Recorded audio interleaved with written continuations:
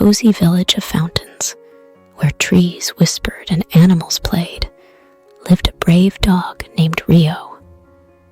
Rio loved adventures, but more than anything, he loved helping his friends feel safe and happy. One day, a worry buzzed through fountains like a busy bee. "There's a shadow in the forest," said Mrs. Hopper, the rabbit, her whiskers twitching.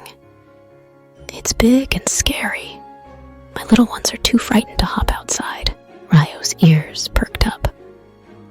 He remembered the stories of the Barghest, a shadowy creature from old tales. But Rio wasn't scared. He knew sometimes stories could make things seem scarier than they were. "I'll find out what this shadow is," Rio declared, puffing his chest out. "I'm not afraid." "That's very brave, Rio," chirped Bella the bird. "But be careful." Rio wagged his tail. "I will, and I'll bring back the truth about the shadow." As Rio trotted into the forest, the moon played hide and seek behind the trees. "Hello, Mr. Shadow," Rio called out. "I'm Rio. Can we talk?" The forest whispered back, but Rio kept going. He wasn't going to give up. Finally, in a moonlit clearing, Rio found the shadow. But it wasn't scary at all. It was a tiny wolf pup, lost and scared, its whimpers echoing like spooky sounds. "Is that you making all this big fuss?" Rio asked gently. The pup nodded, its tail between its legs. "I'm lost," it whimpered, "and I miss my family." "Don't worry," Rio said, nuzzling the pup. "I'll help you find them. And until then, you're safe with me." After Rio returned to Fountains with the little wolf pup, the whole village gathered around, their eyes wide with wonder and relief.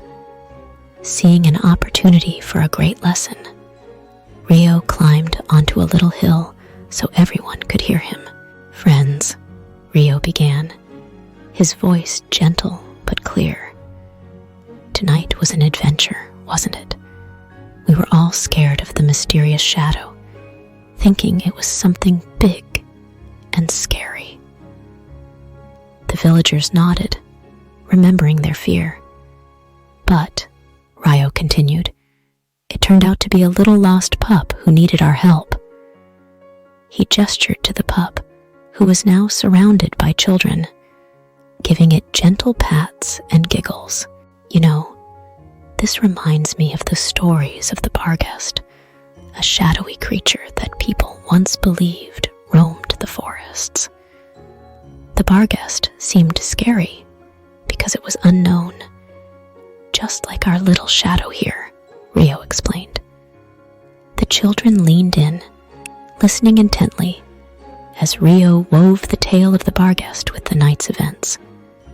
The Barghest was often misunderstood, just like many things we don't know much about. But what if the Barghest, like our little pup here, wasn't scary at all?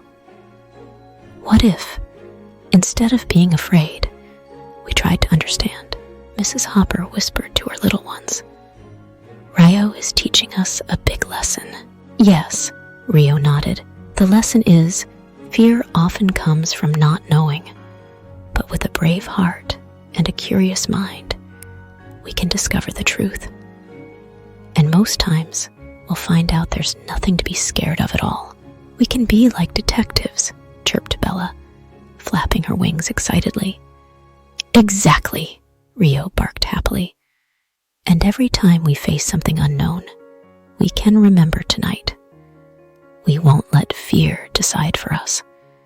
We'll look for the truth, just like we did with our new friend."